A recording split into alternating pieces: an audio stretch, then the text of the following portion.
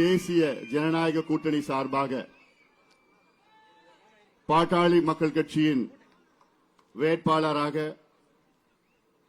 நம்முடைய இனமான காவலர், சமூக நீதி போராளி மருத்துவர் ஐயாவால் உங்களுக்கு நல்ல ஒரு வேட்பாளரை கொடுத்திருக்கின்றார்.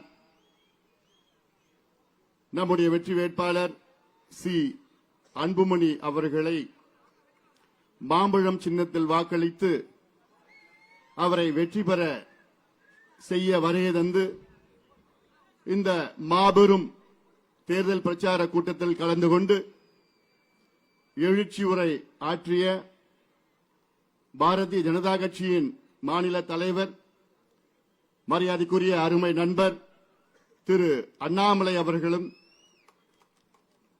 முன்னாள் முதலமைச்சர் மரியாதைக்குரிய அண்ணன் OPS அவர்கள், அம்மா மக்கள் முன்னேற்ற கழகத்தின் பொதுச் செயலாளர் மரியாதைக்குரிய திரு TTV தினகரன் அவர்கள், தமிழ் மாநில காங்கிரசின் மாநில தலைவர் மரியாதைக்குரிய திரு அருமை நண்பர் வாசன் அவர்கள், இந்திய ஜனநாயக கட்சியின் மாநில தலைவர் மரியாதைக்குரிய திரு ரவி பச்சுமுத்து அவர்கள், தமிழக மக்கள் முன்னேற்ற கழகத்தின் மாநில தலைவர் அருமை சகோதரர் ஜான் பாண்டியன் அவர்கள்,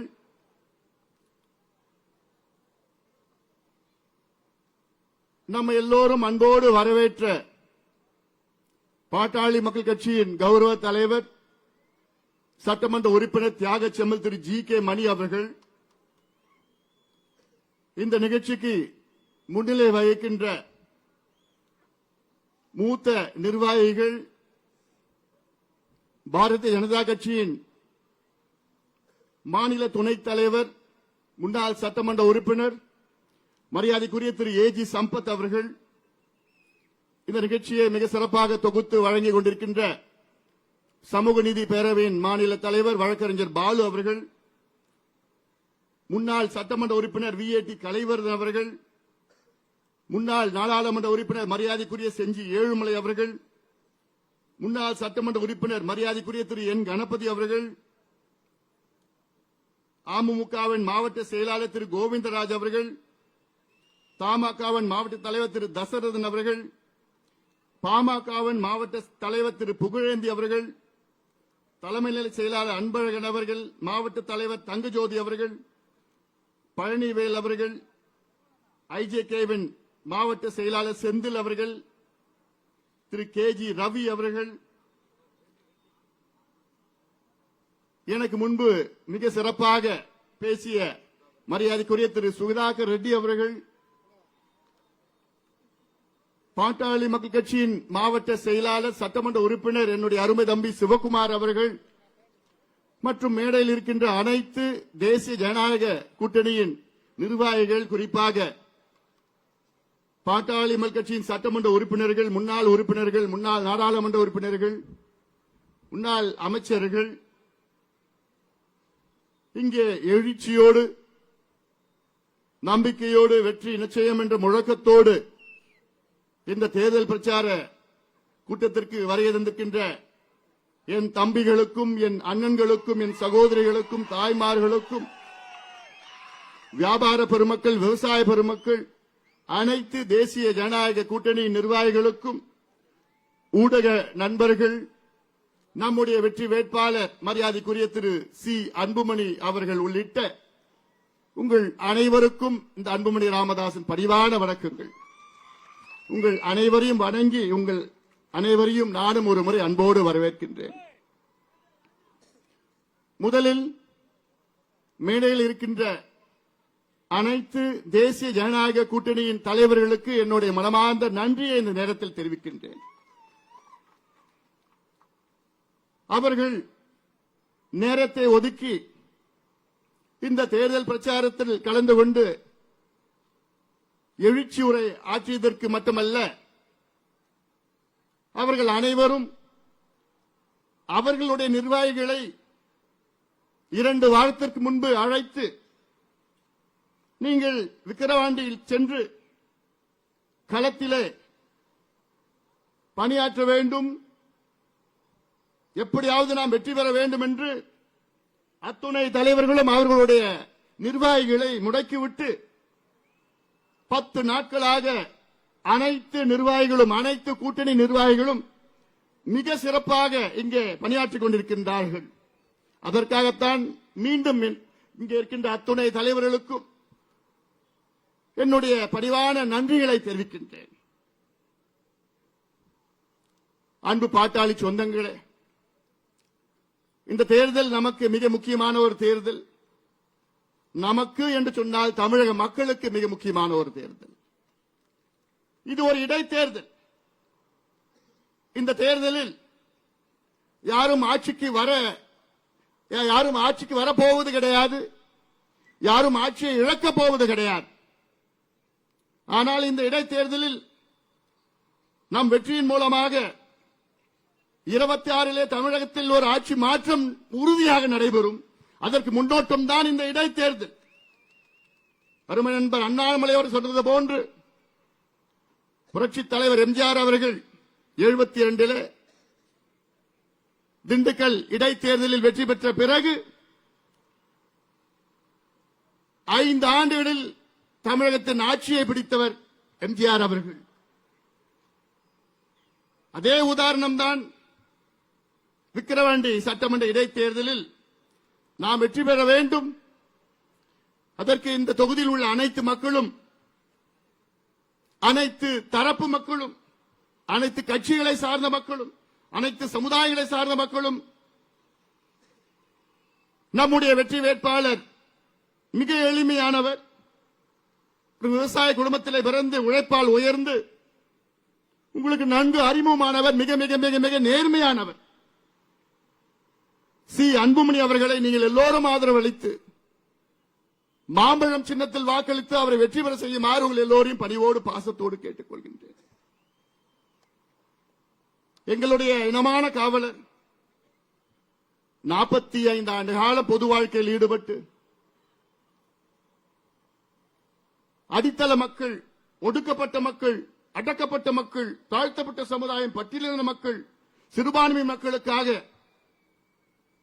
ஆயிரக்கணக்கான போராட்டங்களை செய்து கொண்டு உங்களுக்கு எப்படியாவது சமூக நீதியை பெற்று தருவேன் என்று உறுதியேற்று இன்று 86 வயதிலும் ஊர் ஊராக சென்று மக்களை சந்தித்து ஒரு மாற்றத்தை தாருங்கள் என்று சொல்லுகின்ற எங்களுடைய இனமான காவலர் மருத்துவர் ஐயா அவருடைய அன்பு தம்பி இங்கே இருக்கின்ற சி. அன்புமணி அவர்கள். அது மட்டுமல்ல, நம்முடைய பலமான கூட்டணி தமிழக மக்கள் ஆளும் திமுக மீது மிகுந்த கோபத்தில் இருக்கின்றார்கள். அதை பிரதிபலிக்கின்ற வகையில்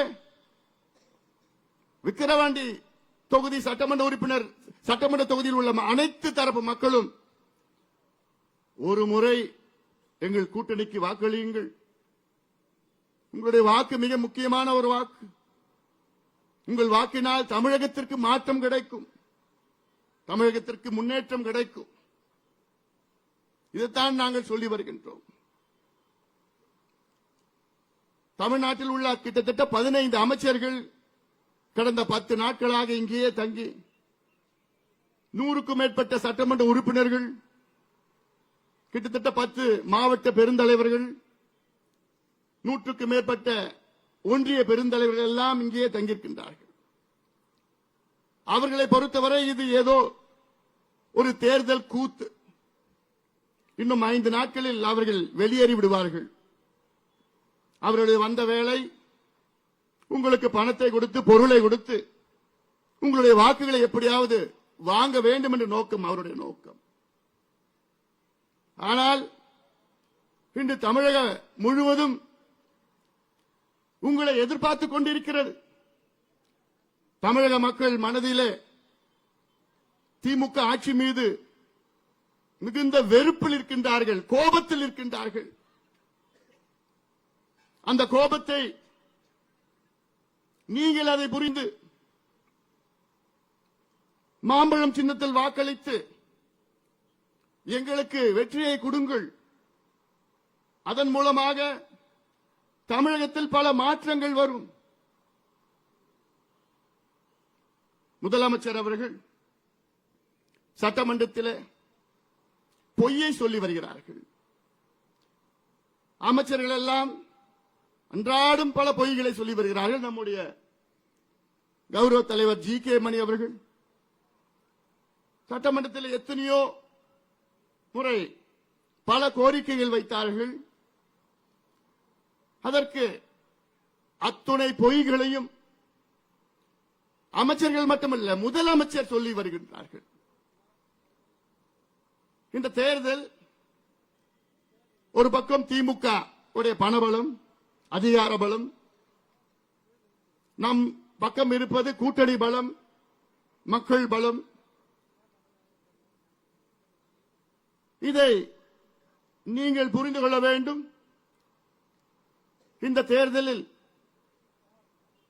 திமுக, அதாவது நிச்சயமா நடக்காது, ஒரு பேச்சுக்கு சொல்றேன், திமுக வெற்றி பெற்றால் திமுக அவருடைய வேட்பாளர் நல்லா இருப்பாரு, அவர் குடும்பம் நல்லா இருக்கும். ஆனால் பாமக வெற்றி பெற்றால் நீங்கள் நல்லா இருப்பீர்கள், உங்கள் பிள்ளைகளுக்கு படிப்பு கிடைக்கும், உங்கள் பிள்ளைகளுக்கு வேலை வாய்ப்பு கிடைக்கும், கள்ளச்சாராயம் ஒழிக்கப்படும். இந்த மாற்றம் தான் வேண்டும் எங்களுக்கு. பக்கத்தில் இருக்கின்ற கள்ளக்குறிச்சி 15 நாட்களுக்கு முன்பு அங்க நடந்த சோகம் நான் சென்றேன், அங்கே பார்த்தேன். 65 பேர் தமிழக அரசால், முதலமைச்சரால் படுகொலை செய்யப்பட்டார்கள். அது நான் ஏதோ கள்ளச்சாராய சாவுன்னு சொல்ல மாட்டேன். திமுக அரசு அவர்களை கொலை செய்திருக்கிறது. கடந்த ஆண்டும் இந்த சம்பவம் விழுப்புரம் மாவட்டத்தில் மரக்காணத்தில் நடந்தது. அப்பொழுது முதலமைச்சர் அவர்கள் நாங்கள் இரும்பு கரம் கொண்டு அடக்குவோம், கள்ளச்சாராயத்தை ஒழிப்போம் என்று முழக்கமிட்டார். அப்பொழுதும் விசாரணை குழு அமைத்தார். எதுவும் நடக்கவில்லை. மீண்டும் கள்ளக்குறிச்சி மாவட்டத்தில் இந்த ஆண்டு நடைபெற்றது. அது மட்டுமல்ல, நேற்று திருவெண்ணநல்லூர் பகுதியில் டி குமாரமங்கலம் என்ற கிராமத்தில் கள்ளச்சாராயம் அருந்தி ஒரு பெரியவர் இறந்து விட்டார். 2 மருத்துவமனையில் அனுமதிக்கப்பட்டிருக்கின்றார். நேற்று நடந்த சம்பவம் இது. அப்பொழுது முதலமைச்சர் என்ன செய்து கொண்டிருக்கின்றார்கள், அமைச்சர்கள் என்ன செய்து கொண்டிருக்கின்றார்கள், எல்லாம் நீங்கள் புரிந்து கொள்ள வேண்டும். இந்த கள்ளக்குறிச்சியில் நடந்த சம்பவம் நாளை விக்கிரவாண்டியிலும் நடக்கலாம். அதை தடுத்து நிறுத்த வேண்டும் என்றால் இந்த தொகுதியில் உள்ள அனைத்து மக்களும், கட்சியெல்லாம் பார்க்காதீங்க, ஜாதி மதம் இனம் எதுவும் பார்க்காதீங்க, உங்களுடைய வாக்குகளை, உங்களுடைய கோபத்தை வெளிப்படுத்துங்கள். உங்களிடம் மிகப்பெரிய ஒரு ஆயுதம் இருக்கிறது. அந்த ஆயுதம் தான் வாக்கு, ஓட். அதை வெளிப்படுத்துங்கள். இது முக்கியமான ஒரு நேரம். இந்த வாய்ப்பை நீங்கள் பயன்படுத்திக் கொள்ளுங்கள். சட்டமன்றத்தில் முதலமைச்சர் அவர்கள் நாங்கள் தமிழ்நாட்டில் ஜாதிவாரி கணக்கெடுப்பு நடத்த மாட்டோம், இது எங்களிடம் அந்த அதிகாரம் இல்லை என்று ஒரு பொய்யை சொன்னார். மற்றொரு அமைச்சர் அவர்கள் எங்களுக்கு சமூக நீதியை நிலைநாட்ட எங்களிடம் தரவுகள் இல்லை என்று ஒரு அமைச்சர் சொல்கின்றார். மற்றொரு அமைச்சர் தரவுகள் இருக்கிறது, ஆனால் உங்களுக்கு நான் இடஒதுக்கீடு கொடுக்க முடியாது என்று சொல்கின்றார். இன்னொரு அமைச்சர் தமிழ்நாட்டில் டாஸ்மார்க் சரக்கிலே கிக்கு கிடையாது என்று ஒரு அமைச்சர் பேசுகிறார். இப்படியெல்லாம் சட்டமன்றத்தை கேலியாக, ஒரு கேலி கூடாரமாக மாற்றியிருக்கின்றார்கள் திமுகவை சார்ந்தவர்கள் எல்லாம். இதை நீங்கள் புரிந்து கொள்ள வேண்டும். கள்ளக்குறிச்சியில் 65 பேர் இறந்தார்கள். இந்த முதலமைச்சர் அங்கே இன்று வரை வரவில்லை. இது தேர்தல் பிரச்சாரம். இந்த தேர்தல் பிரச்சாரத்துக்கு முதலமைச்சர் வருவாரா என்று எனக்கு சந்தேகம். அப்படி வந்தாலும் உங்களுக்கு பொய்யான வாக்குறுதிகளை கொடுப்பார்கள். காரணம் திமுக என்றால் பொய்யான வாக்குறுதிகள் அவர்களுடைய டிஎன்ஏ இருக்கிறது. பொய்யை சொல்லி உங்களை ஏமாற்றி உங்கள் வாக்குகளை பெறுவார்கள். தேர்தல் முடிந்தவுடன் அதை உங்களை ஏமாற்றி விடுவார்கள்.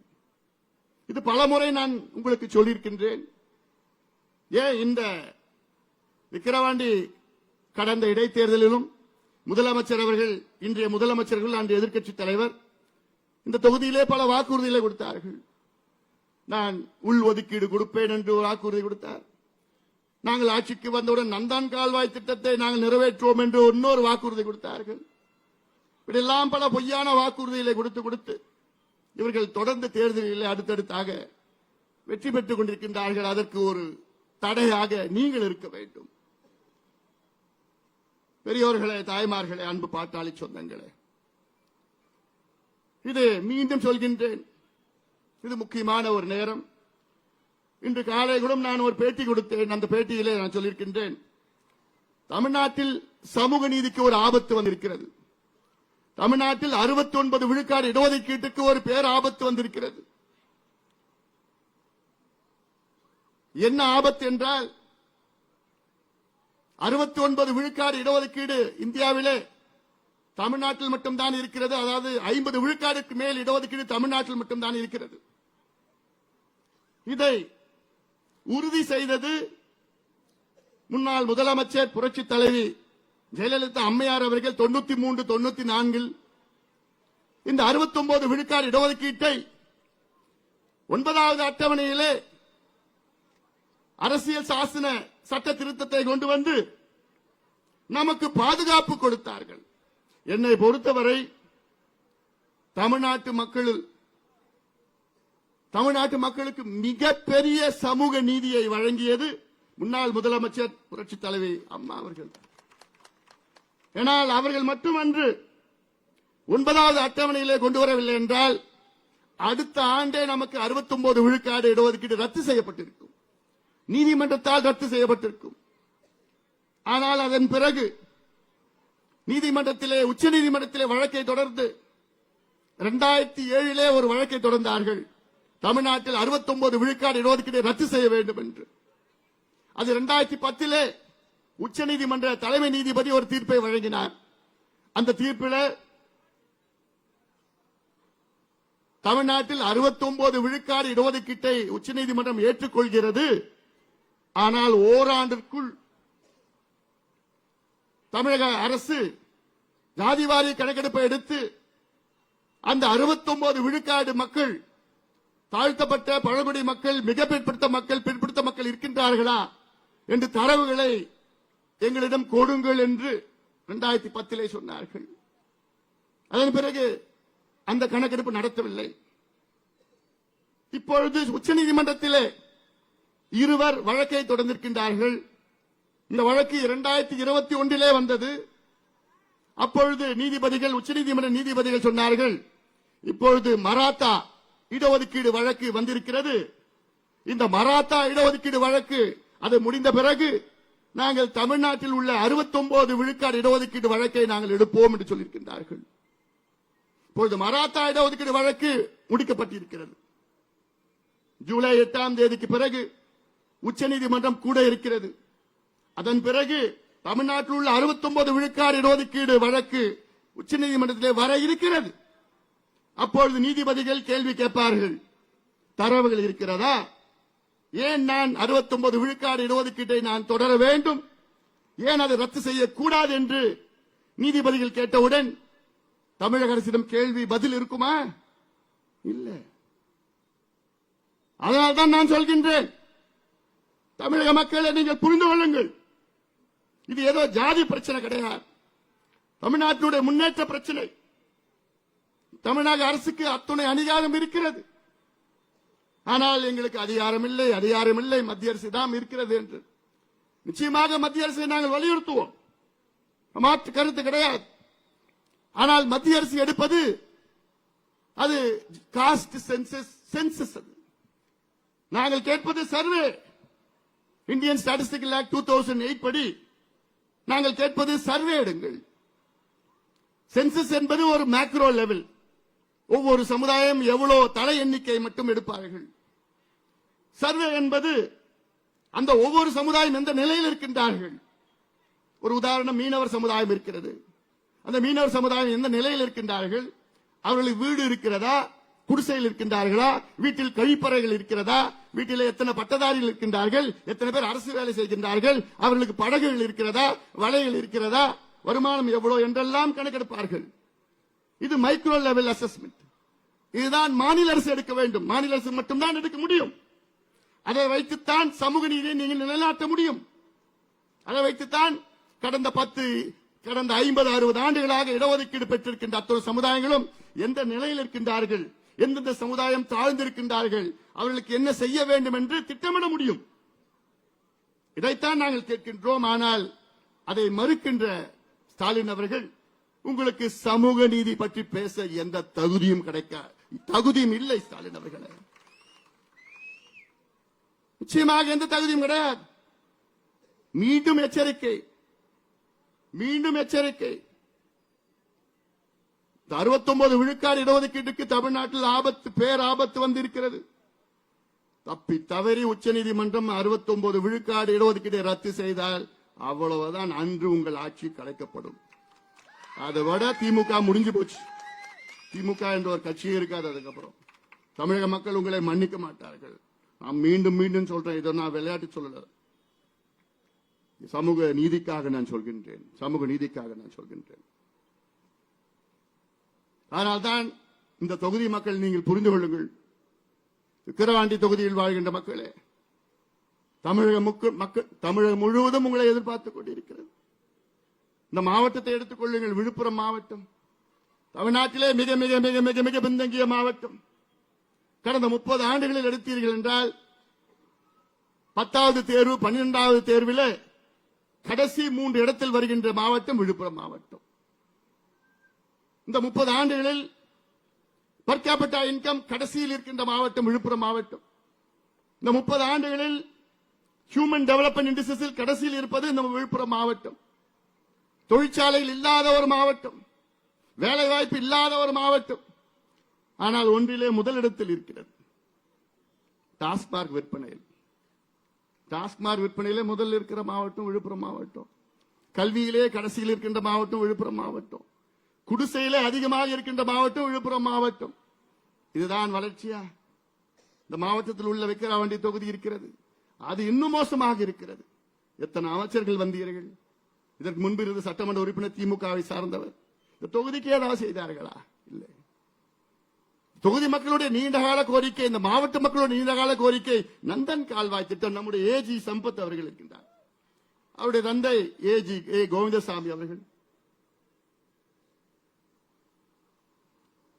அவர்தான் திமுகவுக்கு இந்த உதயசிவம் சின்னத்தை கொடுத்தார்கள். அந்த சின்னத்தை பறித்து அவரை வெளியேற்றி விட்டார்கள். அதுதான் திமுக. பிறகு ஏஜி சம்பத் அவர்களையும் வெளியேற்றி விட்டார்கள். அவருடைய தந்தை வேளாண் துறை அமைச்சராக இருந்த நேரத்தில் அப்பொழுது இந்த திட்டத்தை அறிவித்தார். அப்பொழுது ஏஜி அவர்கள் நந்தன் கால்வாய் திட்டம், 44 கிராமத்தில் உள்ள ஏரிகளை நிரப்புகின்ற திட்டம். மழை காலத்திலே வீணாக ஆற்றில் தண்ணீர் செல்கிறது. அந்த தண்ணியை திருப்பி இந்த பக்கம் திருப்பி கால்வாய் மூலமாக ஏரிகளை நிரப்புகின்ற திட்டம் இது. அது இல்லாமல் தென்பெண்ணை ஆற்றில் இருந்த ஆண்டுதோறும் 5 முறை வெள்ள அபாயம் இருக்கும். அங்கிருக்கின்ற தண்ணியை திருப்பி விட வேண்டும் இந்த திட்டம். ஆனால் ஒவ்வொரு தேர்தல் நேரத்திலும் ஸ்டாலின் அவர்கள் இங்கே வந்து, நாங்கள் வெற்றி பெற்றால் நந்தன் கால்வாய் திட்டத்தை நிறைவேற்றும், வெற்றி பெற்றால் நந்தன் கால்வாய் திட்டத்தை நிறைவேற்றும். இது நீங்கள் புரிந்து கொள்ளுங்கள், மக்கள் புரிந்து கொள்ள வேண்டும். இது ஏதோ சாதாரண அறிவிப்பு கிடையாது, ஒரு முதலமைச்சர் அறிவிக்கின்றார். அதனால் தான் நான் சொல்கின்றேன், இது போன்ற எவ்வளவு திட்டங்கள் தமிழ்நாட்டில் இருக்கிறது. காவிரி குண்டார் திட்டம், நம்முடைய முன்னாள் முதலமைச்சர் அவர்கள் இருக்கின்றார்கள். அவர்கள் எல்லாம் அறிவித்த திட்டம். காவிரியில விருதுநகர் மாவட்டத்தில் குண்டாரை இணைக்கின்ற திட்டம், தாமிரபரணி, நம்பியாறு, பச்சையாறு, கோரையாறு, எலுமிச்சாறு இருக்கிற திட்டம் அது. சேலம் மாவட்டத்தில் மேட்டூர் உபரிநீர் திட்டம், அத்திக்கடவு அவிநாசி திட்டத்திற்கு கிட்டத்தட்ட 60 ஆண்டு காலம் பொறுத்திருந்தோம். இன்னும் அதை இணைக்கவில்லை. தருமபுரி மாவட்டத்திலே காவிரி தருமபுரி உபரி நீர் திட்டம், திண்டுக்கல் மாவட்டத்தில் 59வது கால்வாய் திட்டம், கிருஷ்ணகிரி மாவட்டத்திலே படேதலா திட்டம், திருவண்ணாமலை மாவட்டத்திலே நந்தன் கால்வாய் திட்டம், பாலாற்றையும் தென்பண்ணையாரும் இணைக்கின்ற திட்டம், துறிஞ்சலாரும் தென்பண்ணையாரும் இணைக்கின்ற திட்டம், இப்படி எவ்வளவு திட்டங்கள் இருக்கிறது. இதற்கு ஏதாவது இந்த அமைச்சர்கள், இந்த தமிழக அரசுக்கு ஏதாவது ஒரு நிதி ஒதுக்கீடு செய்திருக்கிறதா? அவளுக்கு ஏதாவது சிந்தனையாவது இருக்கிறதா? எதுவும் கிடையாது. எங்க பார்த்தாலும் கள்ளச்சாராய், எங்க பார்த்தாலும் கஞ்சா கஞ்சா கஞ்சா. அதான் நீங்கள் சிந்திருங்கள். விக்கிரவாண்டி தொகுதி மக்கள் மட்டும் தமிழக மக்களும் சேர்ந்து. ஏன்னா உங்களுடைய பிள்ளைகள் எதிர்காலம் சார்ந்த தேர்தல் இது. ஒரு பக்கம் 3 தலைமுறைகளை நாசப்படுத்தி விட்டார்கள். 3 தலைமுறைகள் மதுவை கொடுத்து இன்று தமிழ்நாட்டில் உள்ள இளைஞர்கள் மது அவர்கள் ரத்தத்தில் இல்லாமல் இருக்க முடியாத சூழல். மது இல்லாம இருக்க முடியல. இதுதான் இவங்க சொல்ற திராவிட மாடலா? இதான் மாடலா? அது இல்லாம இன்னொரு அமைச்சர், நாங்க கள்ளச்சாராயம் ஒழிக்கணும்னா டெட்ரா பேக்ல கொடுப்போம் சாராயத்தை. என்ன மானகட்டத்தனமா இருக்குதெல்லாம். சரி, நீ சட்டமன்றத்தில் நீங்க சட்டம் கொண்டு வரீங்க, கள்ளச்சாராயம் அதை ஒழிப்பதற்கு ஆயுள் தண்டனை, அது விற்றார்கள் என்றால் ஆயுள் தண்டனை கொடுப்போம், 10 லட்சம் அபராதம் சொல்லியிருக்கிறேன். பிறகு அந்த சட்டத்தின் மீது உங்களுக்கு நம்பிக்கை இல்லையா? சாராயத்தை நீங்க டெட்ரா பேக்ல கொண்டு வரோம். இப்ப நேத்து பாத்தீங்கன்னா சாராயத்தை பிளாஸ்டிக் பாட்டில் 100 ml. மதுவிலக்குத்துறை அமைச்சர் அதனுடைய அர்த்தம் புரியல அவருக்கு. மது விலக்கு என்றால் மதுவை படிப்படியாக குறைப்பது அல்லது மதுவை ஒழிப்பது. ஆனால் நம் தமிழ்நாட்டில் உள்ள மதுவிலக்குத்துறை அமைச்சர் என்பது மதுவை திணிக்கிறேன் என்ற ஒரு அமைச்சராக இருக்கின்றார்கள். கேவலம் இந்த சாராயத்தை விட்டு தான் அவங்க ஆட்சி செய்யணுமா? இதுதான் உங்களுடைய நிர்வாக திறமையா? இந்தியாவில் உள்ள அத்துணை மாநிலங்களும் சாராயத்தை தான் ஆட்சி செய்கின்றார்களா? இல்லையே. எவ்வளவு திட்டங்கள் இருக்கிறது, தமிழ்நாடு எவ்வளவு இயற்கை வளங்கள் இருக்கிறது, அதை சரி செய்ய வேண்டும். ஆனால் அதைத்தான் நீங்கள் கொள்ளையடித்துக் கொண்டிருக்கிறீர்கள். காவிரி ஆற்றில் தடுப்பணை கட்டணும்னு சொன்னா நாங்க கட்ட மாட்டோம், ஏன்னா மணல் கொள்ளை அடிக்க முடியாது. நாங்க துடிச்சிட்டு இருக்கிறோம். காலநிலை மாற்றம், பருவநிலை மாற்றம், கிளைமேட் சேஞ்ச், குளோபல் வார்மிங் என்று சொல்லி சொல்லி சொல்லி அழுத்து போச்சு எங்களுக்கு. வருகின்ற மழை காலத்திலே தண்ணீரை மிச்சப்படுத்துங்கள், சேமியுங்கள், அதற்கு தடுப்பணை கட்டுங்கள். தடுப்பணை கட்டினா மணல் எடுக்க முடியாது, மணல் கொள்ளை அடிக்க முடியாது. அதுக்காக தடுப்பணை கட்ட மாட்டோம். இதெல்லாம் தொடர்ந்து சொல்லுகின்ற தமிழக அரசுக்கு ஒரு பாடத்தை நீங்கள் புகட்ட வேண்டும். நம்முடைய அருமை நண்பர் அண்ணாமலை அவர்கள் சொன்னது போன்று, நம் தலைவர்கள் எல்லாம் சொன்னது போன்று, தெரு தெருவாக அங்கே அமைச்சர்களும் சரி, ஆளும் கட்சியை சார்ந்த சட்டமன்ற உறுப்பினர்கள், அவர் கட்சிக்காரர்கள் எல்லாம் இருக்கின்றார்கள். காவல்துறைக்கு என்னுடைய வேண்டுகோள், நாங்களும் பொறுத்து பொறுத்து பார்த்தோம். எங்க பொறுமைக்கும் எல்லாம் இருக்கிறது. சட்டத்தை நாங்கள் மதிக்கின்றவர்கள். என் தம்பிகளை ஓரளவு கட்டுப்படுத்த முடியும் என்னால.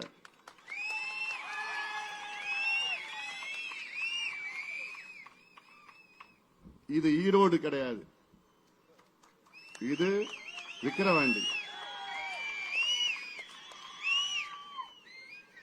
கண் அசைச்சா போதும், சொல்லக்கூட வேண்டாம். ஆனாலும் நாங்கள் சட்டத்தை கட்டுப்படுத்துவோம், சட்டத்திற்கு உட்பட்ட நாங்கள் செயல்படுவோம். நியாயமாக இந்த தேர்தல் நடைபெற வேண்டும். தமிழ்நாட்டில் பஞ்சாயத்து தேர்தல் கூட நியாயமா நடக்கும். ஆனா இந்த விக்கிரவாண்டி சட்டமன்ற தேர்தலில் அதை விட மோசமா, ரொம்ப மோசமா. இங்க தேர்தல் அதிகாரின்னு ஒருத்தர் இருக்கிறார், அவர் எங்க இருக்கிறான்னு யாருக்கும் தெரியல. டிஆர்ஓ, ஒரு டிஆர்ஓ தேர்தல் அதிகாரியை போட்டா அமைச்சர் வந்தோன்னு செல்யூட் அடிக்கிறாரு. ஏன் எம்எல்ஏ போனாலே செல்யூட் அடிக்கிறாரு. இவர் என்னத்த தேர்தலில் நடத்த முடியும்? நாங்க அன்னைக்கு ஐயா கூட்டத்துக்கு வராரு, ஐயா கூட்டத்துக்கு வந்த சிந்தாமணிக்கு போறாரு. அங்க பார்த்தா திமுக காரங்க 4 மணிக்கு பெண்கள் இங்க வந்தீங்கன்னா உங்களுக்கு எல்லாருக்கும் 2000 ரூபாய் கிடைக்கும்.